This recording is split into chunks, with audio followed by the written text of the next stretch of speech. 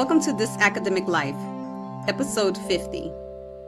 This episode is sponsored by the Academic Life Faculty Development Workshop, a series of free in-person and online events that are designed for those already in or seeking to enter academic careers in STEM fields. The next workshop will be in person on April 22nd, 2023 at Boston College. If you're interested, please find the details of the workshop and the registration link in the show notes. Hi, my name is Kim Michelle Lewis. I'm a professor of physics and associate dean of research. Hi, my name is Pania Newell. I'm an assistant professor of mechanical engineering. Hi, my name is Lucy Zhang. I am also a professor of mechanical engineering. We are very excited today. We are partnering with the Academic Life Faculty Development Workshops. The workshop team found our podcast, and then we realized that we have a common goal, which is to help present and future STEM faculty to explore academic life. So we're now working together to bring you in this and the next few episodes some of the contents that they have developed. You will find these topics to be highly relevant to all of us. Let's first briefly introduce the leaders of this workshop who are with us today. Hi, Pamela, Jennifer, and Steve. Welcome to the show. Nice to be here. Thank you for having us. I'm so excited to be with you today. We're so excited to have you here today. Could you talk about who you are and what you do?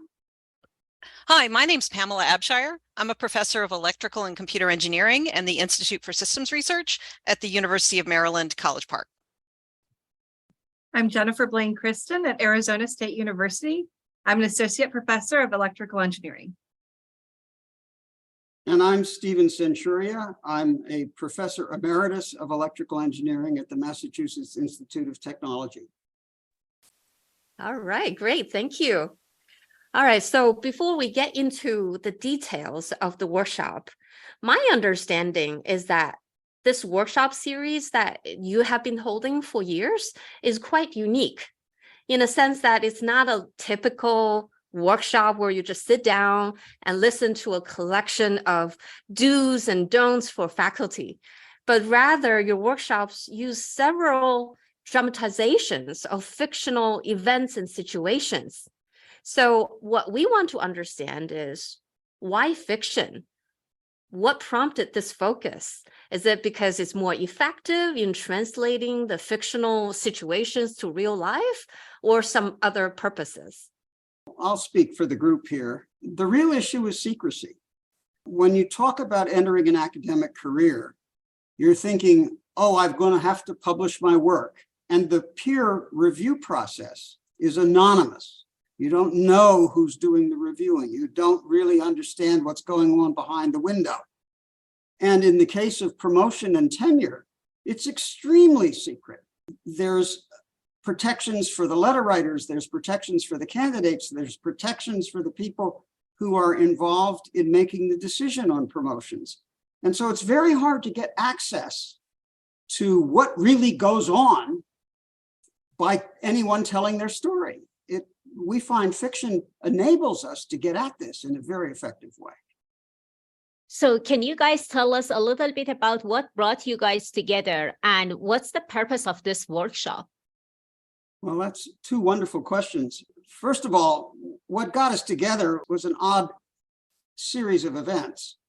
I had always been interested in novels about university life, and I read many of them. And many of them were farces in which dysfunctional English departments had wacky professors doing odd things. And I was in a serious department where we took ourselves and everyone around us very seriously. And I said, I'm going to write a story about the way it really is. So I set out to write a novel about academic life as I understood it. Someone who had been involved in promotions and tenure for 25 years. And I wanted to make a realistic version of what might happen in a tenure case. And then I was giving a talk at the University of Maryland about the academic life. And I used some quotes from the novel, which is called One Man's Purpose. And it went, I thought, quite well, but at the end of it, this woman came up to me and said, "You have to write a play." Well, this woman was Pamela, so I'm going to let her pick up the story from here. Thanks, Steve. Just to set the background here a little bit, in case it's not obvious, Steve is a natural ally and happens to be the academic grandfather of one of my distinguished colleagues and friends at the University of Maryland. He's a pioneer in the field of micro-electromechanical systems and microsystems. He's had a truly profound impact in the field, not only for his scientific contributions, but also for elevating his students in the field, including many prominent female scientists. I was so happy to attend Steve's talk on his novel in 2017 back at the University of Maryland. And sitting in that audience, I loved hearing about the novel. I have to admit that at that point, I hadn't yet read the novel. And I think that that was true for nearly everyone in the room. And I felt like the topics that Steve was getting at were so important that we really needed to have deeper discussion of those topics, and that we could have had deeper discussion of those topics with a little bit more exposition of what was actually the content in the novel. So maybe being not a person who's afraid to talk most of the time, I went up to him afterwards and made the suggestion that he needed to write a play and that I had a place to put it on. Yeah, and I guess the short answer is, if Pamela says write a play, what you do is you write a play. And I did. So that was a wonderful story about how you guys came together. And now, can you tell us a little bit about what topics are you bringing to our audiences? Well, the play that I wrote actually got presented twice. First in Florence, which was the venue that was intended originally, and then a week later at the Hilton Head MEMS workshop. And in each case, we had about 250 people attending. Jennifer and Pamela were the ones who set up the Florence episode, and I was the one who set up the Hilton Head episode. And it became clear that there were virtues in using this kind of approach. And so Jennifer actually took the lead in making this into more of a formal program. Maybe she should tell you about that. Sure, I'd love to tell you that we had an amazing event in Florence. We had prominent members of our community acting in this radio play as characters from the book. And in addition to that, I was able to read the book and follow along with this story that was really compelling. So there's a compelling story, but as I'm putting myself into the book and feeling what this character is feeling, the main character who is trying to get tenure, this advisor, Martin Plant from the book, is coaching her on how to get tenure. And I'm thinking to myself, gosh, I wish I had known Martin when I was going up for tenure. I wish Martin was telling me all the strategies to get in front of the right people, to figure out who I should put on my list of letter writers for tenure. And I thought, this is just too good to let go. We have to do this again. We have to get this out to people, because I had gone to a number of the workshops that you alluded to, where you sit and listen to a collection of do's and don'ts. And I heard the do's, I heard the don'ts, but I hadn't heard anything like what was in the book. I hadn't heard this very personal advice, this person who was trying to direct the main character through all these obstacles, especially as a woman of color. And so I really wanted this to get out to more than just the limited audiences who had viewed it in the original productions. So I went to my amazing program officer at NSF, Wendy Nilsson, who has been incredibly supportive of junior faculty. And I talked to her about this, and she said, you need to make this into a full day workshop. And so, of course, we went back to Steve and said, we have to do this and we have to do more. So we were able to talk him into contributing even more vignettes and scripts that came from the book. And we just kept adding on with different topics that were really pertinent to the promotion and tenure process. Yeah, well, as it turns out, we added 2 additional faculty to our team. One of them is Nicole McFarland, who's a professor at the University of Tennessee, and Myra Samery, who's a professor at Boston College. And the five of us would get on Zoom and brainstorm how to make these topics appropriately available to people. And so we would talk about our personal experiences. And as things gelled, one or the other of my lovely female colleagues would point to me and say, "You've got to write this up."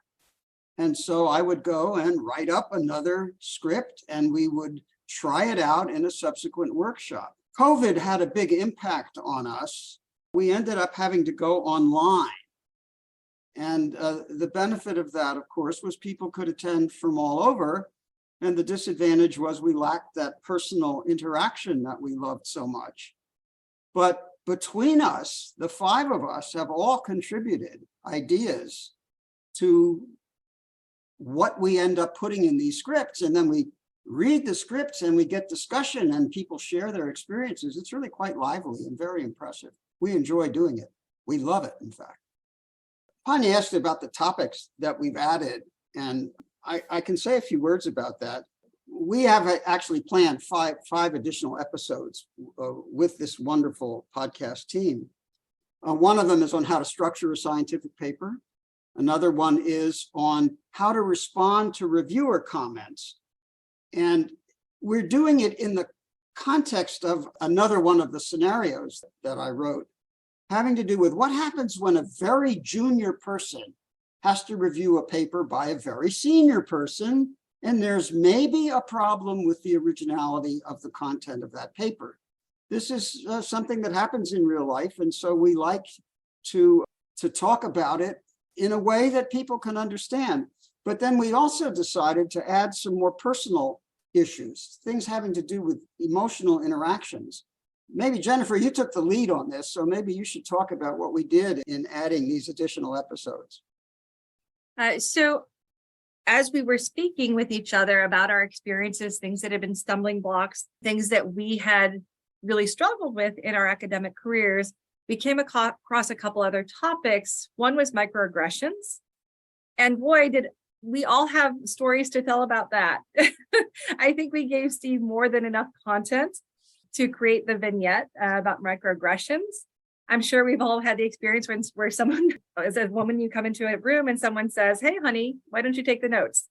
So we had a good collection of stories that we all discussed and all contributed to that made up the vignettes. And then we talked about imposter syndrome.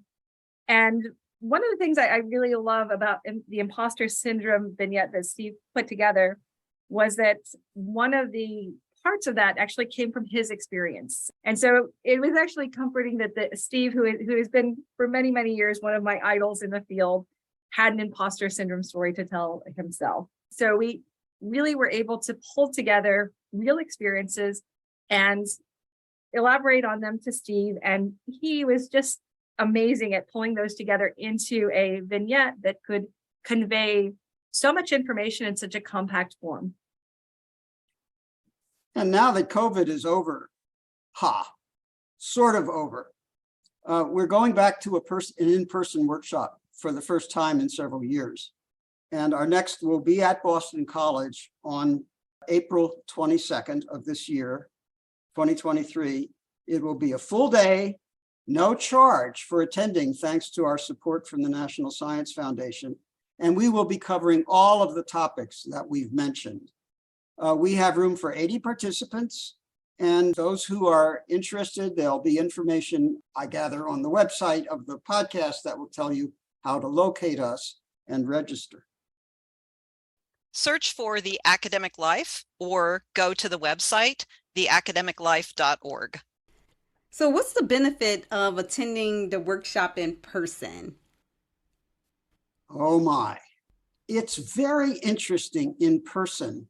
The body language, the raised eyebrows, the things you cannot pick up on Zoom or on these video conferences. We find that having done a number of these now remotely, that is through the virtual electronic context, that we don't quite get that personal connection with as many participants as we do when we're there in person, partly because there's a coffee break or there's lunch. and you get to elaborate on things in a way that's particularly wonderful. But the fact is, we're going to be covering all of these subjects at the April 22nd meeting. But if Boston is too far away for you, we are starting to prepare a website in which our materials are going to be posted, the scripts. And people who want to try to run their own local workshops will have access to what we've put together. The website is being designed even as we are speaking with you today. And we hope very soon to have it up, available, and ready for you to access these things. We want to make this a real resource for anyone who wants to help our community, all of our mutual community. And we're happy to interact with people, with folks who want to use the website. As they have questions, they should reach out to us.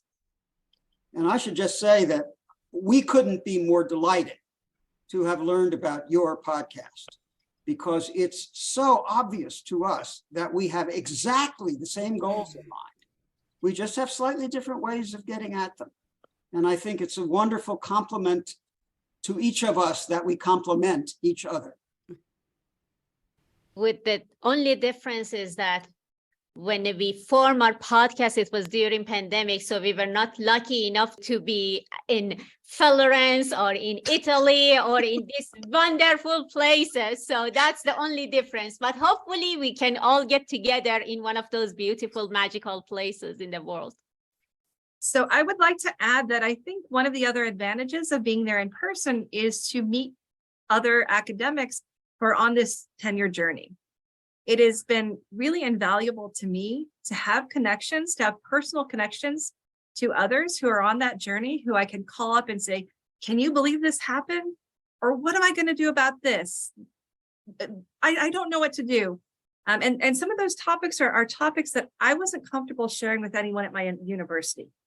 Some things had happened. I had interactions with people that I was worried to share within my university, but having someone I could call up and talk frankly with, who was at a different institution and had a different perspective or would just maintain that privacy, was really important to me.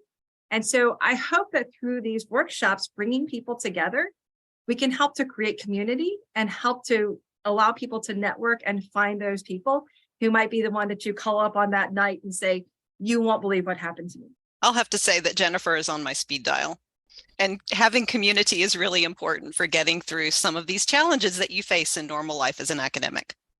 We had a podcast on mentoring and we talked about this, that sometimes you need somebody outside your institutions that you can freely and openly speak with them. And you are right, being in those workshops, it creates this bonds and people, they form these relationships. And thank you for mentioning that.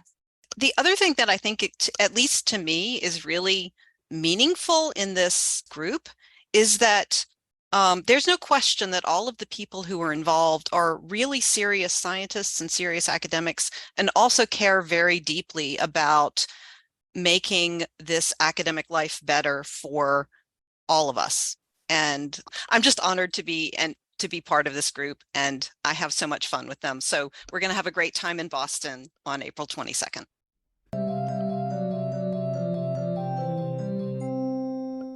Typically, what's the makeup of the audience like prior to COVID in terms of gender, ethnicity? Can you just tell us, give us an idea about that? At our first couple of workshops, I'd have to say we were in person at conferences in the field of electrical and computer engineering. So I don't know how many conferences you've attended in that field, but they tend to be pretty male.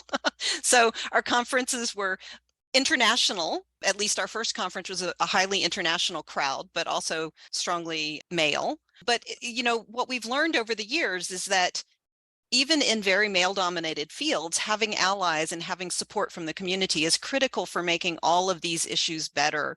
You can't, one of my very close friends likes to say, the pandas can't save the pandas.